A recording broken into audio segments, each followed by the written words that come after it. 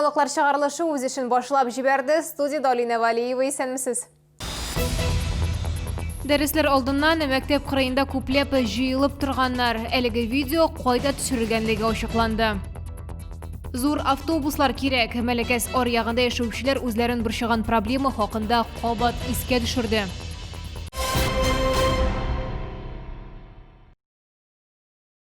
Татарстанда яшәүче 24 кешедә COVID-19 диагнозы расланды. Шалда узган тәүлектән коронавирусның 2 яңа очрагы теркәлгән.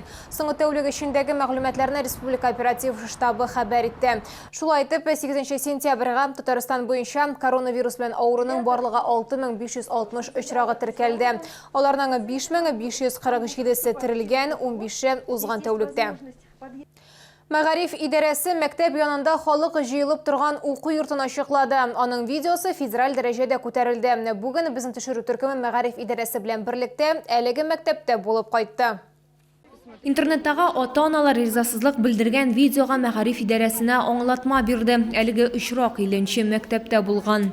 Первый учебный день для первоклассников, поэтому эта практика, она годами себя, как сказать, который проходит годами. Это учитель первого класса выходит на улицу первый день, да, когда идет в школу, встречает свой класс, детишек, и классом уже заводит в школу, потому что дети пока еще не знают, в какой кабинет идти, они первый день в школе. Яңа 2020 елдагы уку алдагы еллардан нык аерыла. Һәр укучының температурасын тикшерү, һәр даими бүлмәләр җиләтү, күчәйтелгән санитар нормалар. Барысы да җиңел бирелми, ләкин мәктәп эшчеләре тырышалар. Происходит санитарная обработка постоянно, как и столовой, так и всего здания школы. То есть через каждые 2 часа у нас делают санитарную обработку ручек между сменами. Через каждые 3 часа это получается парты обрабатываются. То есть постоянно идет уборка, идет обеззараживание, дезинфицирование всех поверхностей. Һәр бер мәктәптә чаралар үткәрелә. Ата-аналарга законсыз рәвештә саклану чаралары сатып алырга акча җыярга тәкъдим иткәннәр икән.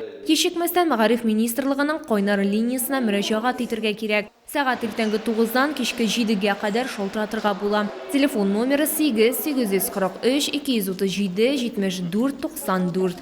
Лилия Гатина, Диана Малярова, Сергей Тищенко, Яңалыклар. Мәктәпләр темасын дәвам итеп, Шалыда иң яхшы сыйныф укытучысы конкурсы башланды. Шара 2014 елдан бирле Россия Федерациясе Дәүләт Думасы депутаты Әлфия Кагогина инициативасы белән үткәрелә. Бәйге 25 сентябрьгә кадәр дәвам итәчәк. Гаризаларны ВКонтакте социаль челтәре аша 14 сентябрьгә кадәр калдырырга мөмкин. Җиңүче исеме укытучылар көне алдыннан билгеле булачак. Иң яхшы укытучыны Әлфия Кагогина исеменнән акчалата бүләк көтә.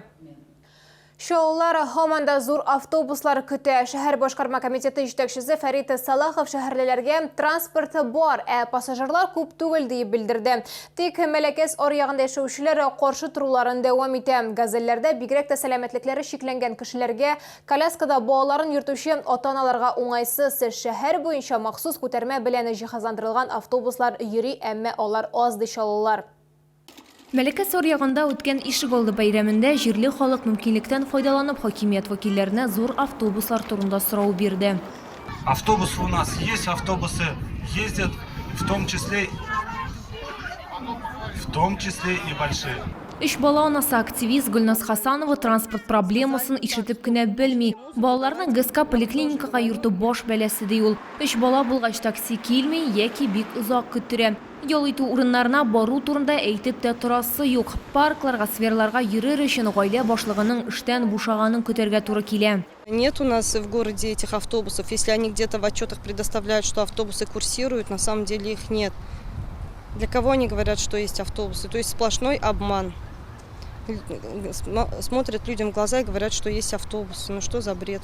Хәзер Шалыда коляскалы ата-аналарга һәм сәламәтлекләре шикләнгән кешеләргә иркен хәрәкәт итәргә мөмкинлек бирүче автобуслар бар. Әмма бөтен шәһәргә 3 автобус кына. Аларның 2-се 13-нче маршрут буенча йөри, тагын берсе тест режимында эшли. Шулай да салонга бер генә коляска сыя. Вот этих автобусах их недостаточное количество, чтобы я могла в определенный промежуток времени выйти и вот взять, сесть и уехать. То есть надо его ждать. То есть это пока погода хорошая, вот сейчас солнышко светит, а вот наступит там осень с дождями, зима с метелями. Эшлекле дүшәмбе вакытында зур автобуслар проблемасын шәһәр мэры Наил Мәхдиев та күтәрде. Аның сүзләренә караганда, зур автобуслар сатып алу мәсьәләсе коронавирус пандемиясе аркасында туктатылып торды. Бу проблема пассажирлар агымы артуы белән хәл ителәчәк. Лилия Гатина, Валерия Новожилова, Сергей Вильданов, Яңалыклар. Чаллыда мохтаҗ һәм гаиләдә көчләүгә дучар булган хатын-кызларга ярдәм үзәге ачылды. Елдан артык шәһәрдәшебез авыр хәлдә калучыларга булыша һәм хәйрия кысаларында кием салым һәм кирәкле әйберләр җыя. Тулырак киләсе материалда.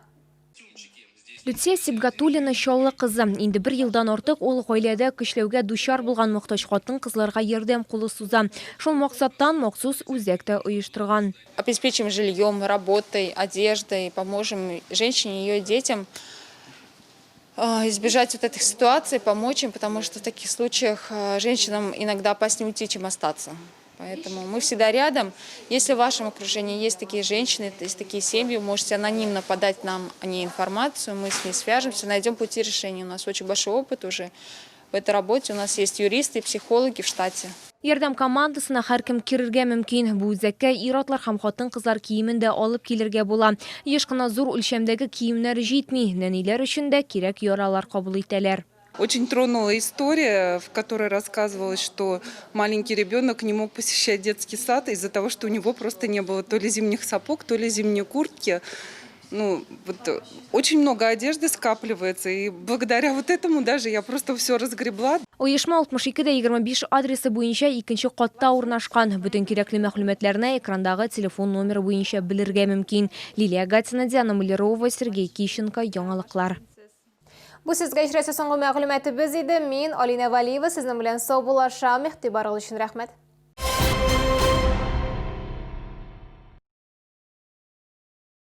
Нижегородский государственный лингвистический университет имени Добролюбова – это престижное образование мирового уровня. Изучение 3 иностранных языков при выборе любого направления. Телефон в Нижнем Новгороде 416 61 41.